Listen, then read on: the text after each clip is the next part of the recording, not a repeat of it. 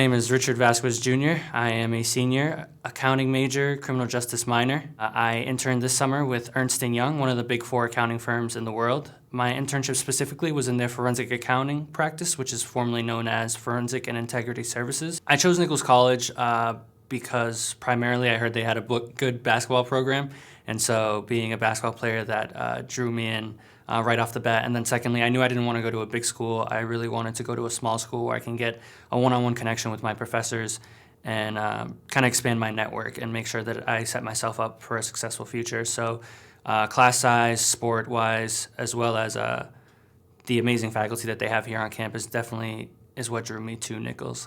I found this internship. I actually took the initiative to stay after class and talk to Professor Armstrong, who's an accounting professor here on campus. He had mentioned to me that there was a forensic accountant partner that was coming on campus that was going to do a couple night classes talking about forensic accounting, and going to that night class and making that connection with the partner ended up setting me up for my first internship, and then that first internship ended up turning into a second internship.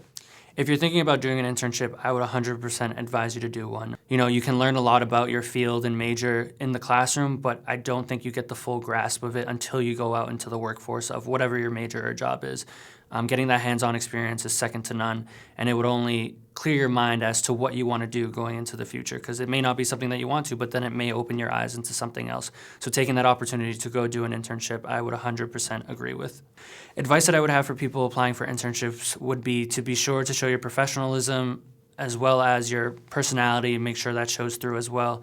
As recruiters want to see that. They want to see that you know what you're talking about, but that you're also professional as well and you can deal with people on a day-to-day basis.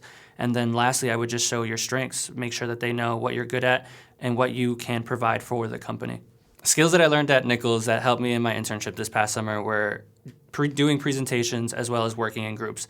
The presentation part of it, I did a lot of presentations this past summer, whether if it was for one or two people or for a group of people. I had to present on what I was working on and the material that I was coming up with. And so doing so many presentations here at Nichols, it allowed me to be more comfortable doing those presentations in my internship.